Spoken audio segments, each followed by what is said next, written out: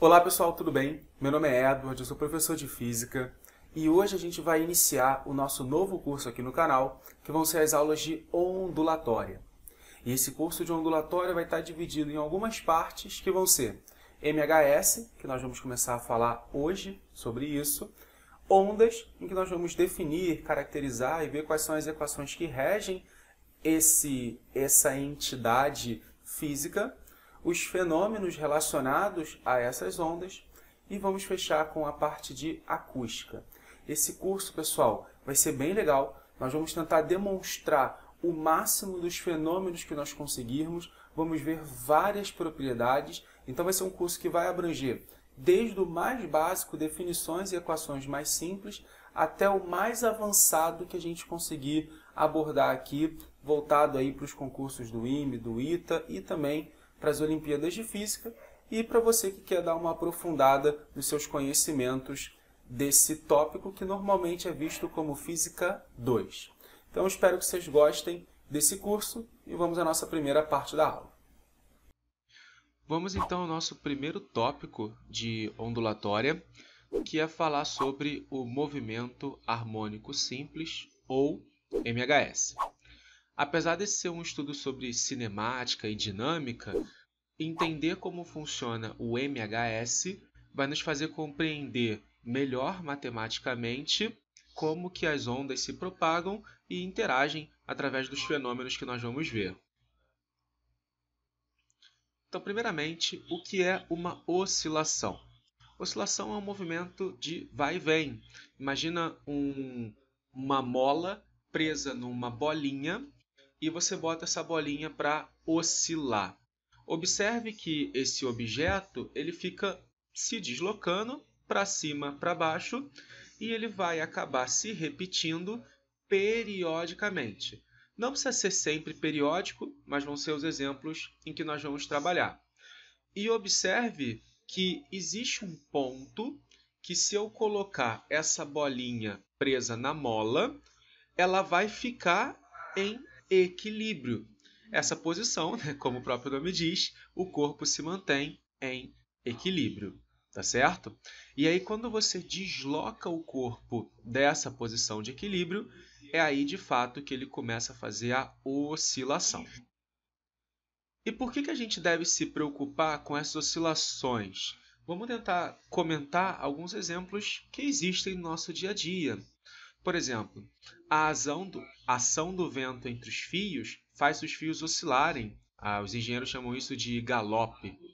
A turbulência do ar pelas asas de um avião fazem lá a fuselagem do avião tremerem. E isso é uma oscilação. As rodas do trem, quando fazem curva, os terremotos que fazem os prédios oscilarem, os sons, que é a interação que a gente tem com os nossos ouvidos, produzindo, por exemplo, instrumentos como o sonar. Então é interessante nós conhecermos como que essas oscilações funcionam para que a gente entenda alguns fenômenos do nosso dia a dia e, quem sabe, produzir materiais que sejam úteis para o nosso cotidiano. Vamos fazer agora algumas definições básicas de grandezas temporais associadas às oscilações. A primeira delas é chamada de período e nós representamos pela letra T maiúsculo. Por definição, o período é o tempo necessário para completar um ciclo, uma volta ou uma oscilação. Ou seja, é o tempo que ele demora para poder fazer um movimento de vai e vem. Tudo bem? Como é uma grandeza temporal, a gente vai usar no sistema internacional o segundo. Mas você pode usar, dependendo da situação, minuto, hora, dia ou qualquer outra unidade temporal conveniente para o nosso problema. Tá? E existe uma equação da qual nós podemos calcular o período, que é o tempo dividido por oscilações. Essa equação, pessoal, nada mais é do que uma regra de 3 representada na forma de uma equação. Então, por exemplo, imagine que eu tenho uma pista de corrida circular e eu vou fazer uma volta nessa pista de corrida. E eu coloco o cronômetro para rodar e eu faço um percurso de, por exemplo, 10 minutos, e nesse intervalo de tempo a gente completa 5 voltas, tá? Qual é o período do meu movimento nessa pista circular?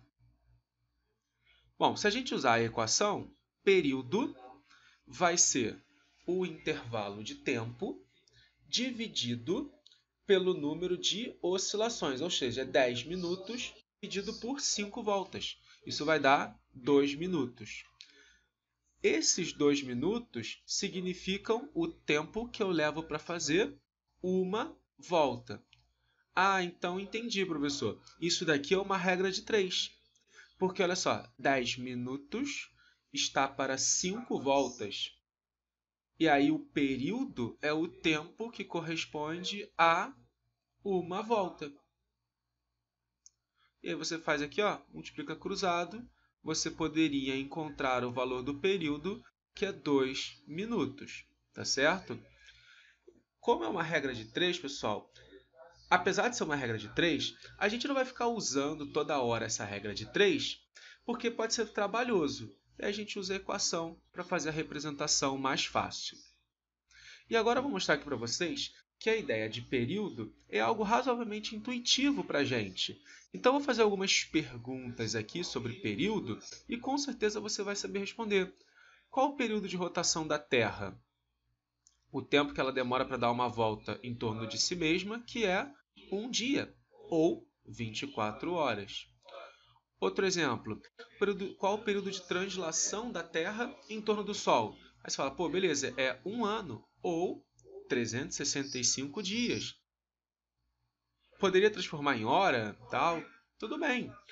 Outra, qual o período de translação da Lua em torno da Terra? Essa daqui, pessoal, talvez você não lembre, mas pensa nas fases da Lua. São 4 fases e, em média, cada fase dura cerca de uma semana ou 7 dias.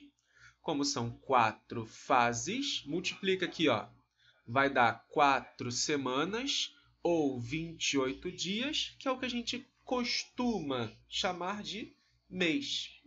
Tá certo? Claro que eu estou fazendo aqui uma aproximação, só para a gente poder fazer uma representação. Tá? E por último, para a gente usar um exemplo parecido com o que a gente fez, um pêndulo oscila 20 vezes em 40 segundos. Qual é o seu período? Vamos à regra de 3 primeiro? Ó, 20 vezes, vou botar um x, está para 40 segundos. Aí a pergunta é, um período é o tempo para fazer uma vez, ou seja, uma única volta. Multiplica cruzado, vai ficar 20 vezes t igual a 40. Ou seja, t igual a 40 sobre 20, que é igual a 2 segundos. Ah, professor, eu quero usar a fórmula. Beleza, vamos lá. Período é ΔT sobre o número de oscilações. Vou chamar de Nzão aqui para não ter que escrever oscilações. Tá? Então vai ficar 40 sobre 20. Legal? E isso dá 2 segundos.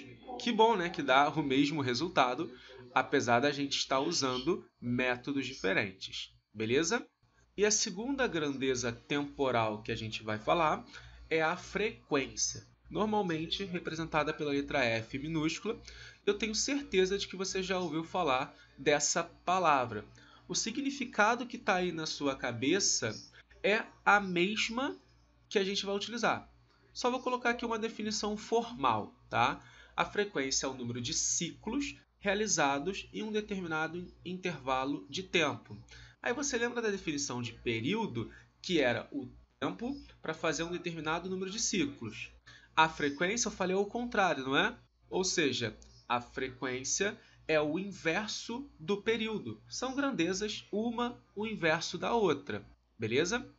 A unidade, bom, como é 1 sobre tempo, a unidade vai ser 1 sobre uma unidade temporal. Se a gente usar o SI, a grandeza temporal é o segundo, ou seja, isso vai ficar 1 sobre segundo, ou segundo elevado a menos 1. Isso tem um nome que vai aparecer muito na ondulatória, que é o Hertz, que a gente representa por esse Hz, tá bom? também podemos chamar de RPS, ou rotações por segundo. Quantas voltas o corpo executa, ou seja, quantas voltas, quantos ciclos, num determinado intervalo de tempo, que seria de 1 segundo. Talvez você não conheça essa, mas RPM você já ouviu falar. Rotações por minuto. Por exemplo, um motor está girando a 30.000 RPM, ou seja, ele faz 30.000 voltas, ou seja, 30.000 vezes, né, em 1 minuto. Tá? Então é um conceito razoavelmente intuitivo que a gente vai utilizar. E aí, como a definição formal, a gente pode escrever na forma de uma equação, que a frequência, como é o inverso do período, ela vai ser o número de oscilações dividido pelo intervalo de tempo. Tá? Então vamos ver alguns exemplos para a gente ver que frequência é uma ideia razoavelmente intuitiva para a gente. Por exemplo, com que frequência você vai à escola? Bom, talvez você esteja assistindo esse vídeo durante a pandemia, então talvez você vá menos vezes à escola, tá? Mas vamos colocar aqui um exemplo genérico. Normalmente você vai 5 vezes na escola por semana. Repara, eu coloquei o número de vezes que você faz o movimento, ir à escola, por unidade de tempo. Outro exemplo, com que frequência você corta o cabelo? Eu, por exemplo, corto o cabelo uma vez a cada 2 meses, ou seja, uma vez a cada bimestre. Ou seja, a cada 2 meses eu corto o cabelo uma vez. De novo, grandeza, quantas vezes eu estou fazendo, dividido pelo intervalo de tempo. Vamos pegar agora aquele exemplo do cálculo do período e tentar fazer aqui com a equação. Ou seja, um pêndulo oscila 20 vezes em 40 segundos. Está aqui, ó, 20 vezes 40 segundos. Se a gente quisesse o período, nós colocaríamos uma vez, teríamos o período do outro lado. Como a gente quer a frequência, a gente vai pegar uma unidade de tempo, que nesse caso vai ser 1 segundo, e aí nós vamos conseguir extrair o valor da frequência. Repara, multiplica cruzado, 40F igual a 20 vezes 1, né, que é o próprio 20, divide por 40, a frequência é 20 sobre 40, e isso vai dar 0,5. O quê? 1 sobre segundo, segundo a menos 1, RPS ou Hertz, que é o que a gente mais vai utilizar como unidade da frequência. Tá bom? Repara que isso é exatamente o inverso do período que a gente já viu. Mas vamos usar a equação? Frequência é o número de oscilações por intervalo de tempo. São 20 oscilações em 40 segundos, que, pessoal, também vai dar meio Hertz. Não importa o método que você use, vai dar a mesma coisa. E aí, só para mostrar aqui que realmente é o inverso do período, o período era 2 segundos, a gente já tinha calculado isso. O inverso, 1 sobre 2, é meio Hertz. Tá bom? Então, com isso, pessoal, a gente encerra essa primeira aula de ondulatória, que é falar sobre o MHS, entender o que é uma oscilação e definir as duas grandezas temporais que a gente vai mais trabalhar. Eu espero que vocês tenham gostado. Até a próxima. Não se esqueça de se inscrever no canal, deixar o seu like se você gostou desse vídeo. Pode deixar suas dúvidas aqui nos comentários, compartilhe com seus amigos para que eles vejam essa aula também.